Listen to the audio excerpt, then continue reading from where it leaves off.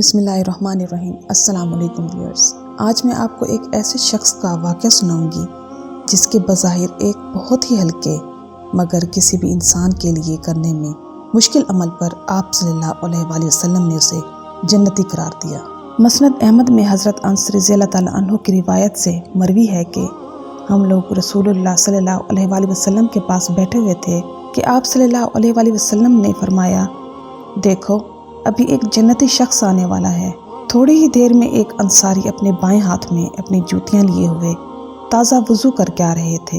ان کی داڑھی پر سے پانی ٹپک رہا تھا۔ دوسرے دن بھی ہم اسی طرح بیٹھے ہوئے تھے کہ آپ صلی اللہ علیہ وآلہ وسلم نے یہی فرمایا اور وہ شخص اسی طرح پھر سے آئے۔ تیسرے دن بھی ایسا ہی ہوا۔ ان میں موجود ایک صحابی حضرت عبداللہ بن عمرو بن عاص آج دیکھتے بھالتے رہے، اور جب مجلس نبوی ختم ہوئی اور یہ بزرگ وہاں سے اٹھ کر چلے تو یہ بھی صحابی ان کے پیچھے چلے گئے اور ان انصاری سے کہنے لگے کہ حضرت مجھ میں اور میرے والد میں کچھ تکرار ہو گئی ہے، جس پر میں قسم کھا بیٹھا ہوں کہ 3 دن تک اپنے گھر نہیں جاؤں گا۔ بس اگر آپ مہربانی فرما کر مجھے اجازت دیں تو میں یہ 3 دن آپ کے یہاں گزار دوں۔ انہوں نے کہا، بہت اچھا۔ چنانچہ حضرت عبداللہ نے یہ 3 راتیں ان کے گھر ان کے ساتھ گزاریں۔ دیکھا کہ وہ رات کو تہجد کی لمبی نماز بھی نہیں پڑھتے، صرف اتنا کرتے ہیں کہ جب آنکھ کھلے اللہ تعالیٰ کا ذکر اور اس کی بڑائی اپنے بستر پر ہی لیٹے لیٹے کر لیتے ہیں، یہاں تک کہ صبح کی نماز کے لیے اٹھتے۔ ہاں، یہ بات تھی کہ میں نے ان کے منہ سے سوائے کلمہ خیر کے اور کچھ نہیں سنا۔ جب 3 راتیں گزر گئیں تو مجھے ان کا یہ عمل بہت ہی ہلکا سا معلوم ہونے لگا۔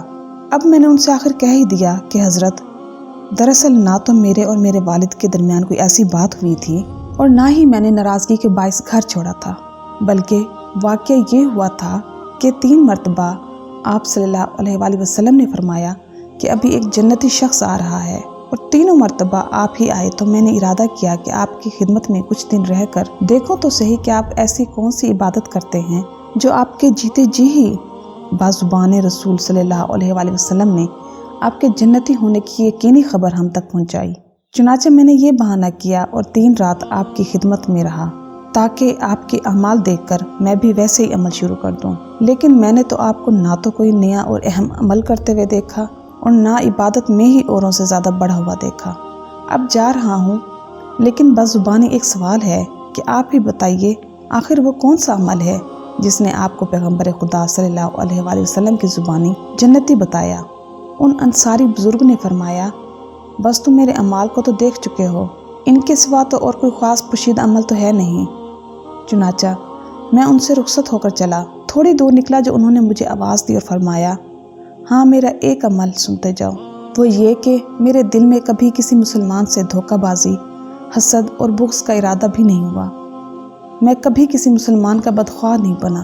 حضرت عبداللہ نے یہ سن کر فرمایا کہ بس اب معلوم ہو گیا، اسی عمل نے آپ کو اس درجہ تک پہنچایا، اور یہی وہ چیز ہے جو ہر ایک کے بس کی نہیں۔ امید کرتی ہوں کہ آپ کو میری آج کی یہ ویڈیو پسند آئی ہوگی، تو میری ویڈیو کو لائک کرنا اور میرے چینل کو سبسکرائب کرنا مت بھولیے گا۔ میں انشاءاللہ مزید دلچسپ معلوماتی اور اسلامی واقعات آپ کے ساتھ شیئر کرتی رہوں گی۔ میری طرف سے آپ کو ڈھیر ساری دعائیں، اور مجھے بھی اپنی دعاؤں میں یاد رکھیے گا۔ چلتی ہوں، ملتے ہیں انشاءاللہ نیکسٹ ویڈیو میں۔ اللہ حافظ۔